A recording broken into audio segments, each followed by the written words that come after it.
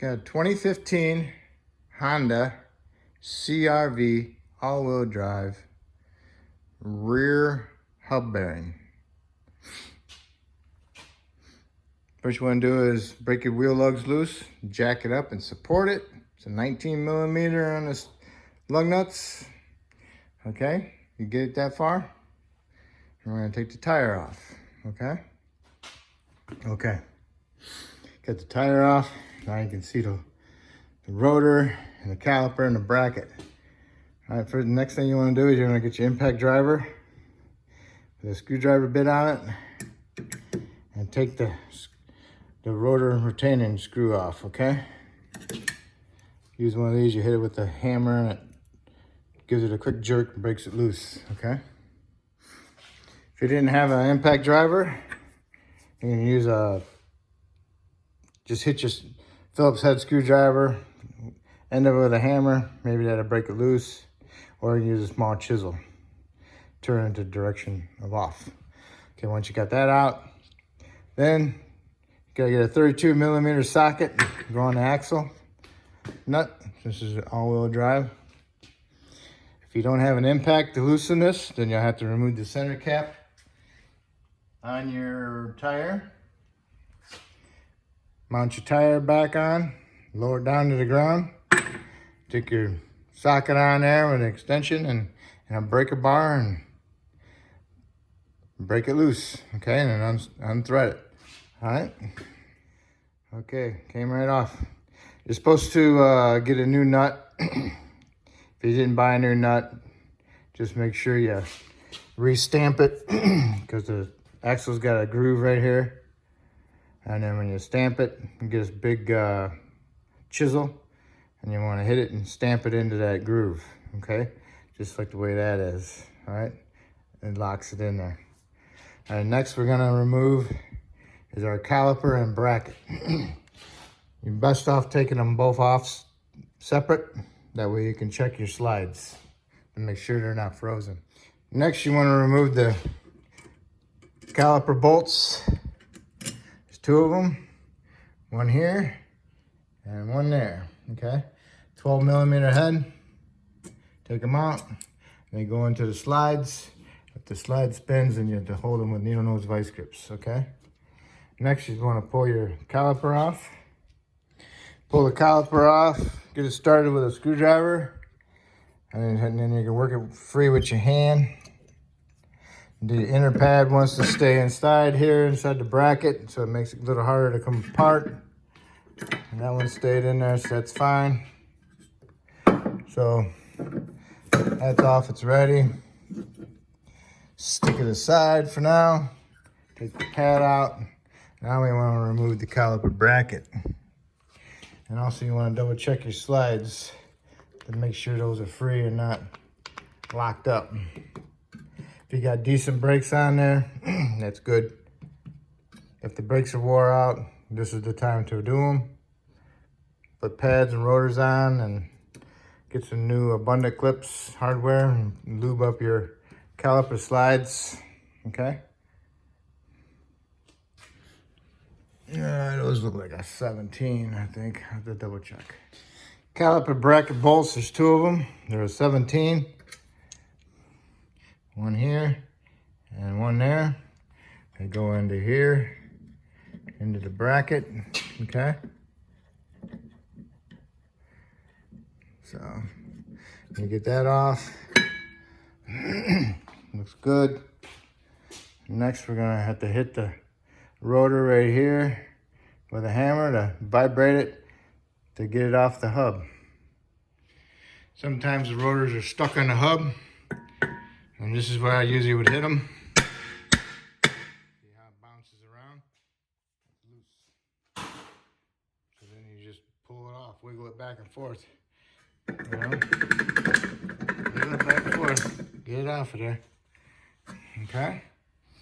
It's got dust in there, don't breathe that, and dump it in the garbage, okay? Okay, now, we'll need to go raise it up a little higher so we can get behind and get to the bolts. The bolts go in through the backside, okay? which kind of don't make sense. Makes it harder that way, but okay. So now we'll have to raise it up and go get the bolts in the backside. In the meantime, make sure that this shaft is loose from the hub. Yep, it's good. Now we'll have to raise it up and we'll remove the bolts from behind. See, there's the bolts. There's 17 millimeter head. There's 4 of them. 1, 2, 3, and 4. Okay. You can get to them through this way, no problem. Gonna use an impact. I use a swivel and an extension. If you don't have it, then you have to use a breaker bar and a socket. Okay. So they're a 17 millimeter. Okay, here's the bolts. It's 4 of them. Got them out. Okay. It came out really nice. Next thing you want to do is get your hammer and you want to tap on the side of the hub. Okay. See if it comes off.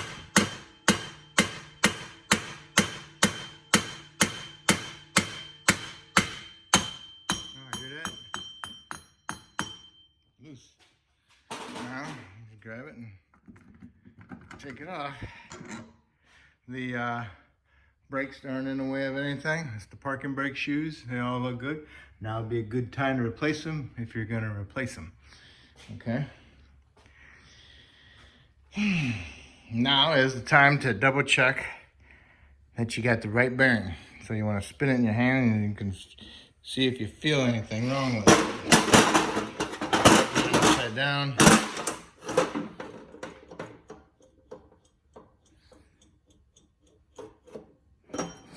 I don't feel anything.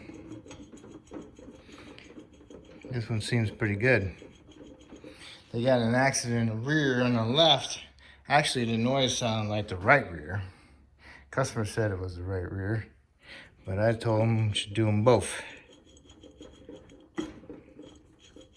Don't feel anything on that one, so I'm gonna get the other one apart and we're gonna go from there.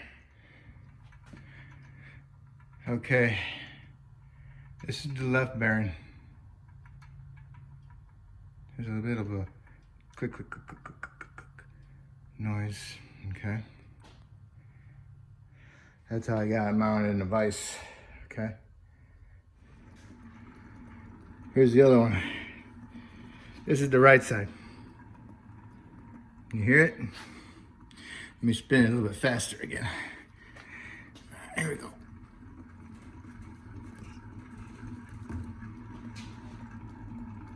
You hear it? Okay. That was the right side. Okay. I couldn't feel them in my hand. Okay. Now I need to go to the parts store and get 2 bearings because they wanted them both replaced anyway. Okay. Here's a new hub bearing. Put a little NSCs on the back side of it. Right here, this part right here, right there. Not this, but that. That is actually the trim ring, okay? For the ABS sensor. And right here is the ABS sensor. So make sure the ABS sensor is not broke, okay? So we're gonna put the new hub bearing up in there, start our bolts, snug them up, and then torque them. Okay, and don't forget to put some NSCs inside on the splines too. Okay, and when you're putting the hub up in there, push the hub up in there with one hand, and then hold the shaft on the other side with your other hand, and line it up and push it on there, and it pretty much lines right up with the holes, so you can put your bolts in. Okay, and then run them up, snug them up, and then you want to torque them. I think the torque spec's close to like 45 foot-pounds. Make sure you double check it, look it up for yourself, okay? Okay, the hub bearing torque on the 17 millimeter head bolts on the back side, those are 45 foot-pounds. And this one on the axle spindle, axle shaft, I mean, that's 181 foot-pounds. So what you want to do is you want to put this nut on there and snug it up, and then we'll put the rotor on, and then we'll put our brakes together, and then I'll show you how to torque it. Okay, otherwise you can torque it with the wheels on, and you take out that center cap on the rim, and then you can stick your socket in there with an extension, and you use your torque wrench. Okay, so we're gonna put this together. So I'm gonna put some NSCs on this hub, then you can put your rotor on, and then we'll be ready for our calipers. Don't forget to line up your rotor retainer screw, okay? And snug that up. And now we're ready for our caliper bracket. Put your 2 caliper bracket bolts on, one there and one here. You want to torque those about 55 pounds, you know. But if you're getting putting on new brakes, make sure you put on new abundant clips, clean all the rust off from inside there, put some paint on it to help prevent it from rusting. Make sure your slides are loose, okay? And make sure you push your piston in far enough so you can get your caliper on with new pads, all right? This pad just pushes in, this pad goes inside the piston with a couple springs. Make sure your pads are loose inside your brackets, okay? And get your caliper on, and get your caliper bolts started, snug them both up, and then torque them to 20 foot-pounds. You can double check the torque specs. I'm just giving you ideas on what they are in other vehicles. Okay, so now that's done. And usually with a vented rotor, I can hold the rotor with a screwdriver against the calipers when I'm torquing the hub bearing, spindle nut, or axle shaft nut, I mean. But this is not one of those. So I'm gonna have to put the tire on and lower it down and torque it that way. So what you want to do is, your brakes are on, all your bolts are tight, your retainer bolts in, put a little bit of NSCs on here, okay? Put your tire on and torque those to 90 foot-pounds. Lower the vehicle down a little bit. Do not put all the weight onto the tire. Oh, you can, that's fine. You can lower it all the way down on the ground. And then put your socket and extension in there with your torque wrench and torque it to 181 foot-pounds. So what you want to do is take a screwdriver, come inside here, tap on it, and get the center cap out, okay? Okay, my bad, you don't need to torque it, just snug them up so you can put some weight on the vehicle, on that tire, so you can torque it. So you got your socket in there, and you got an extension, you got your torque wrench, you got it set at 181 foot-pounds minimum. And then you want to torque it, okay? Yeah, make sure you hold it straight, okay? So it needs 2 hands, so hold on. Okay, I got them torqued. Now all you need to do is raise it back up, remove the tire, and then stake your lock nut. Stake your lock nut. Okay, you find a little notch in the axle shaft, get yourself a decent chisel, put that chisel right over it, and then smack it with a hammer. Okay? Okay, I staked it, okay? That prevents it from turning, loosening up. Okay, now, this is all done. Okay, now you can put your tire on, and you can torque them down 90 foot-pounds, and then don't forget to put your center cap back on, okay? And always pump your brake pedal before you put it in drive or reverse to make sure you got a good firm pedal, okay? Because you might have pushed the pistons in, and then now when you push the pedal to the floor, you're taking up the gap, and your pedal goes to the floor, and you go through your garage door. Okay, that's it.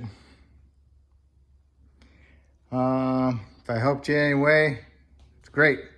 And if you could subscribe to me, that'd be awesome. If you already did, that's even better.